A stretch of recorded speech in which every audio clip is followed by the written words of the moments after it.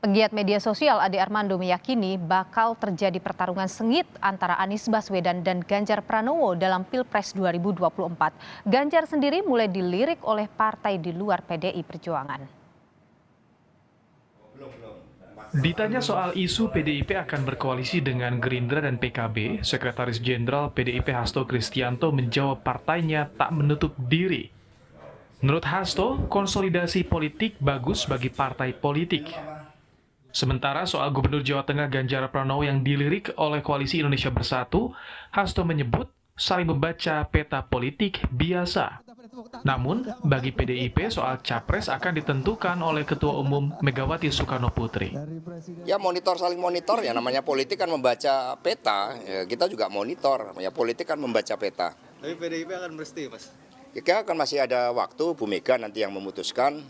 Dan kita sekarang konsentrasi selain turun ke bawah juga mempersiapkan HUT PDI Perjuangan yang ke-50 sebagai puncak konsolidasi. Pada momentum yang tepat akan diambil keputusan oleh Bu Mega.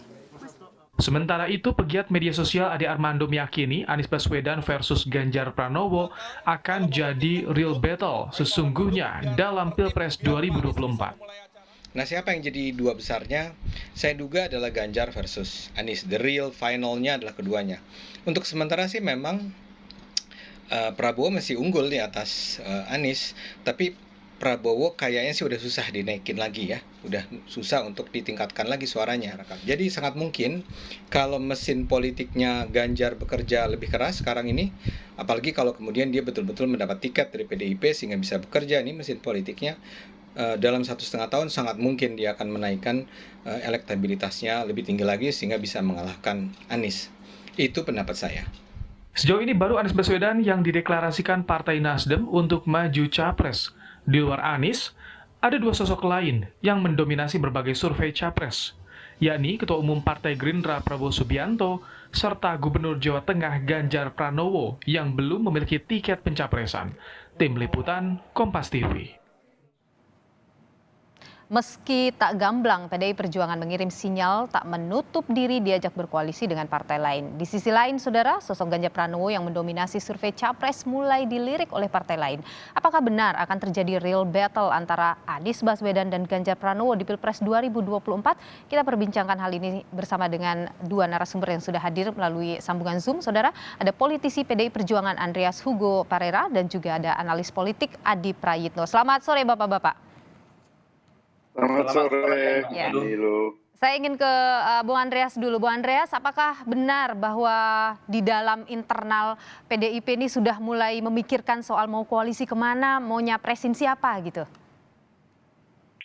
Ya, di dalam persiapan capres menuju 2024, tentu setiap partai ya melihat perkembangan bagaimana real politik di lapangan, juga bagaimana situasi perubahan-perubahan yang ya dalam beberapa hal kalau kita lihat ya sangat cepat dan berkomunikasi dengan partai-partai yang lain itu saya kira hal yang biasa dan wajar, dan itu sudah sering dilakukan oleh PDI Perjuangan pada waktu-waktu pilpres yang lalu.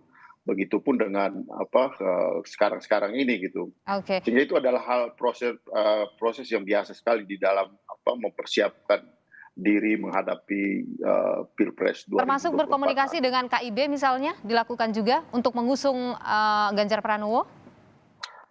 Kalau soal mengusung dan keputusan itu tentu ada di Ketua Umum, itu pasti. Tapi berkomunikasi itu saya kira hal yang dilakukan oleh teman-teman partai untuk ya kita saling menukar informasi dan kemudian melihat peta perkembangan yang ada di lapangan gitu. Dan itu ya tugas dan kerja dari para politisi ya seperti itu. Oke, jadi kemungkinan itu terbuka lebar ya Pak? Apa sih di politik ini yang tidak mungkin, Mbak Nilo? Sangat cair sekali. Ya, kenapa? Karena ya politik ya kita mencari kemungkinan-kemungkinan dan kemungkinan-kemungkinan itu yang terbaik, yang mana yang kemudian ya menjadi bahan untuk referensi untuk pengambilan keputusan. Oke, dan juga tidak mengabaikan Ganjar Pranowo yang kader PDIP sudah dilirik oleh partai lain dan surveinya selalu teratas. Itu juga tidak mungkin diabaikan oleh PDIP, Bung Andreas.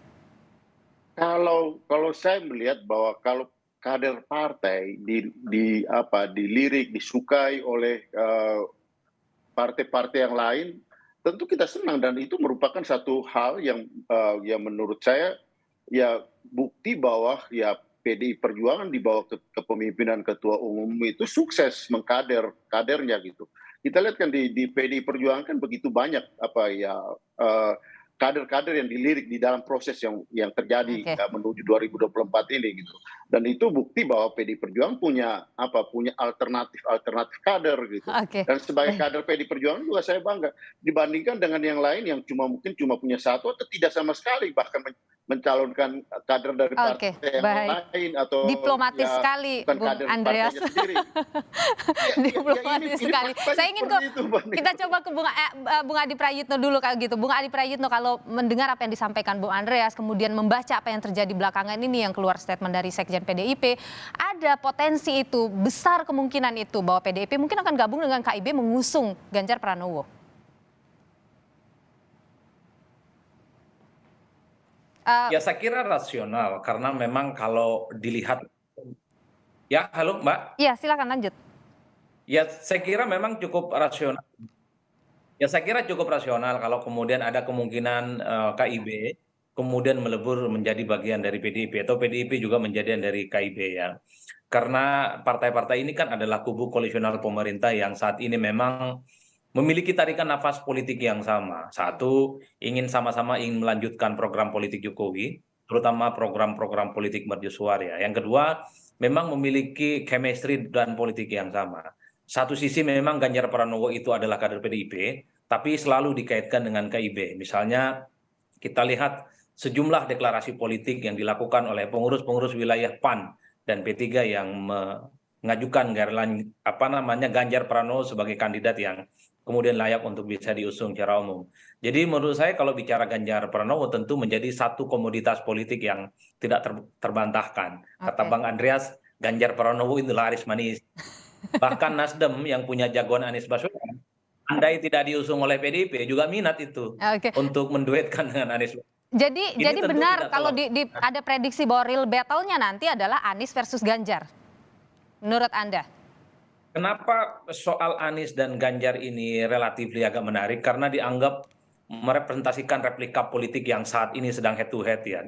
Suka tidak suka Ganjar itu adalah bagian dari salah satu portofolio politik yang dianggap mewakili kubu pemerintah, Jokowi, PDIP, dan seterusnya. Yang kedua adalah Anies Baswedan adalah replika politik dari kelompok-kelompok koalisional non pemerintah, anti kekuasaan politik yang mencoba untuk mendobrak kekuatan politik yang dihegemoni dalam tanda kutip oleh teman-teman PDIP selama 2 periode ini. Jadi wajar kalau kemudian belakangan itu di head to head kan. Bahkan kalau kita membaca komentar-komentar di media sosial ataupun komentar-komentar di media online secara umum memang kalau bicara Ganjar Pranowo pasti jawabannya adalah Anies Baswedan. Kalau kemudian ada deklarasi Anies, kemudian roadshow dan safari politik di berbagai tempat, maka di bawah komentar-komentarnya pasti jawabannya adalah Ganjar Pranowo, bukan Prabowo Subianto ataupun yang lain. Ini mungkin karena dianggap kedua sosok ini memiliki elektabilitas yang langganan top 3 ya Mbak Nilu. Baik, betul sekali. Ada dua orang ini selalu ada di top 3. Saya ingin ke Bung Andreas dulu. Bung Andreas, Ganjar laris manis, surveinya selalu tertinggi begitu saat ini. Tapi kalau kita melihat ke sebelah, Anies ini udah bergerak, surveinya juga naik terus. Apa nggak takut kesalip nanti, Bung Andreas? Nunggu apa sih PDIP? Ya tadi kan topiknya ini kan the real battle kan. Di dalam melihat politik itu Mbak Nilu ada 2 cara pandang yang melihat pendekatan yang realistik dan pendekatan formal. Nah, secara formal belum ada keputusan ini. Kita lihat belum ada capres yang resmi dicalonkan atau mau kelihatan dicalonkan pun belum. Boleh dikatakan semuanya masih bakal calon gitu. Tapi kalau kita lihat di real di lapangan, ya itu potret-potret itu yang ada. Nah, kalau Anda tanya ke saya, ya saya penganut pendekatan formal politik gitu. Jadi ya pendekatan formal politik nanti kita lihat dulu nanti keputusan dan nanti bagaimana ketua umum saya memutuskan baru kita tarung di situ. Tapi ya real politik ya seperti apa yang tadi dikatakan oleh Mas Adi, saya kira tidak ada orang yang bisa membantah itu karena fakta-fakta yang ada di lapangan semua orang juga bisa lihat. Gitu. Oke. Dan ya soal dukung-mendukung, ya saya kira selama ini ya sejauh itu perkembangan di masyarakat ya sah-sah aja gitu orang mengekspresikan pendapatnya dan situasi menuju pada 2024 ini. Ya cuma ya kita jaga bahwa bagaimana momentum menuju 2024 ini jangan mengganggu agenda-agenda besar yang berkaitan dengan agenda bangsa ini. Gitu. Kalau lihat di sebelah sudah gencar tuh Bung Andreas ketemu dengan konstituennya, ke sana, ke sini, begitu bertemu dengan pendukung, itu kan nanti akan membantu ya untuk menaikkan surveinya. Tapi PDIP belum juga nih, nggak khawatir, mungkin kesalip nanti? Ya ibaratnya seperti di dalam pertandingan sepak bola itu kan, karena pertandingan itu ada 90 menit gitu. Bisa jadi kalau draw itu dia ada perpanjangan waktu gitu. Jadi bagaimana menjaga stamina di dalam menuju pada pertandingan itu penting gitu. Jadi disinilah tadi Pak Sekjen menyampaikan bahwa momentum itu penting. Dan saya juga lihat bahwa momentum itu penting kapan kita masuk dan mulai bertanding dan bagaimana mengatur stamina di dalam pertandingan. Karena pada akhirnya hasil akhir itulah yang akan menentukan. Jadi tidak ada kata terlambat, tidak ada kata terlalu cepat gitu. Oke. Nah, bagaimana tiap kontestan tentu punya cara melihat bagaimana memenangkan dan strategi memenangkan pertandingan itu. Baik, percaya diri sekali PDIP, Bung Adi, kalau Anda melihat melihat percaya dirinya PDIP bahwa tidaklah. Mereka punya cara sendiri nantinya, ada momentumnya sendiri. Anda sendiri menilai bagaimana?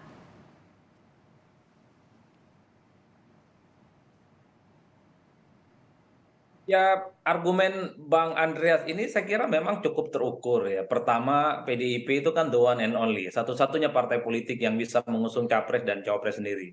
Ketimbang misalnya selalu berpolemik apakah Ganjar Pranowo ataupun Puan Maharani, ya PDIP sebenarnya bisa mengusung dua kader terbaiknya ini, Mbak Niluh dan Bang Andreas ya.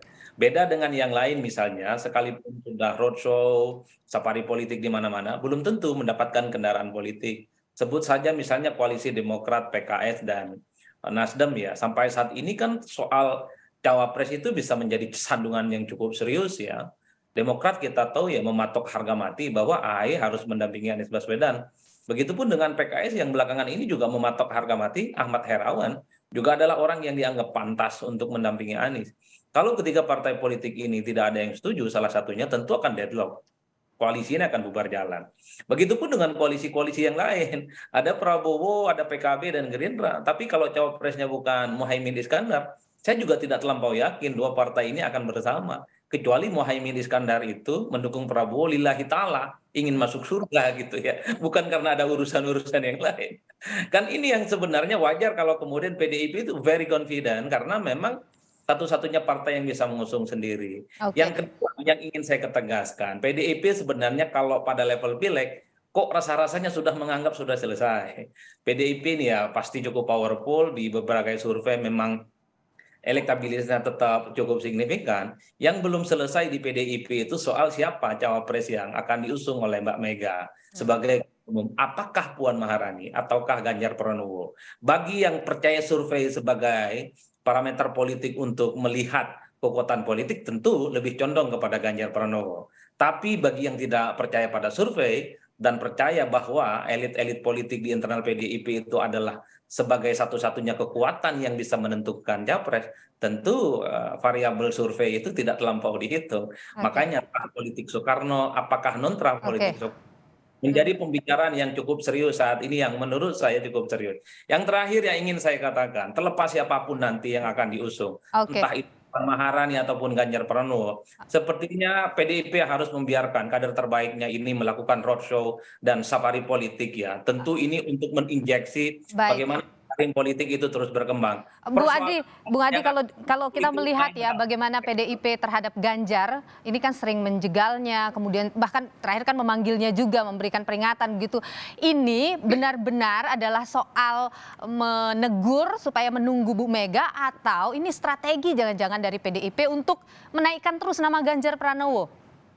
Kalau saya membaca cukup serius ya teguran ke Ganjar Pranowo itu disebut kemajon, kemudian lebih asik main di media sosial, bahkan dianggap anak tiri dan kos-kosan ya di partainya sendiri. Saya kira cukup serius. Jadi itu Kalau bukan sekedar untuk strategi menaikkan nama Ganjar saja.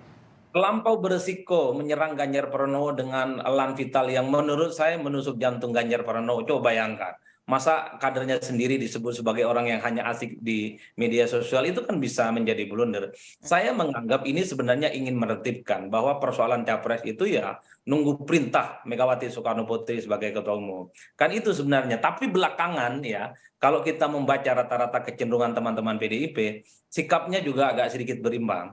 Dewan Kolonel juga ditertibkan gitu ya. Bukan hanya pendukung Ganjar Pranowo ataupun Ganjar yang kemudian tidak diperbolehkan melakukan manuver dan agresivitas politik. Itu artinya apa? Baik kubu Puan ataupun pendukung Ganjar Pranowo tidak boleh ada yang melampaui keinginan sebelum ada fatsun politik resmi dari PDIP. Nah itu yang saya tangkap Mbak Nido. Oke. Kalau dulu kan ada kesan hanya Mas Ganjar lah gitu, hanya Pak Ganjar yang didiskreditkan. Sementara Oke. pendukung Mbak Puan itu bebas misalnya melakukan akselerasi politik. Kalau melihat teguran PDIP, kemudian kepada kawan-kawan Dewan Kolonel dan tertibkan, dianggap kemajon, saya kira memang siapapun yang bicara soal capres di PDIP, itu saat ini tidak boleh melampaui apa yang kemudian sebelum disampaikan oleh ketua umum mereka. Sudah bersikap adil, PDIP sudah berimbang begitu yang dibaca oleh Bung Adi Prayitno. Artinya Bung Andreas bahwa PDIP membuka tangannya juga sebenarnya untuk mengusung Ganjar Pranowo.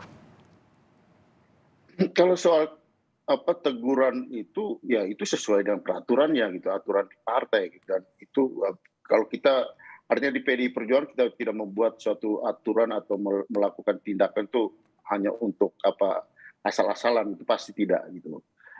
Bahwa kemudian ada interpretasi yang lain dari masyarakat ya itu ya saya kira sah-sah aja gitu, bagaimana masyarakat melihat bahwa apakah itu berkaitan dengan elektabilitas seseorang, ya kalau memang itu naik itu rezekinya gitu, bukan tapi kalau soal menegakkan peraturan itu adalah ya bagian dari disiplin partai gitu. Dan kita semua tahu atau kami paling tidak di PDI Perjuangan kita taat bahwa soal capres ini keputusannya ada di ketua umum, dan saya kira Mas Ganjar pun tahu dan menyampaikan itu gitu. Siapapun di PDI Perjuangan mereka paham betul dan kita patuh terhadap Jadi aturan partai. itu adalah mengamalkan aturan partai, bukan strategi untuk sekedar menaikkan nama seseorang. Terima kasih Bung Andreas Hugo dan juga terima kasih Bung Adi Prayitno. Sehat selalu.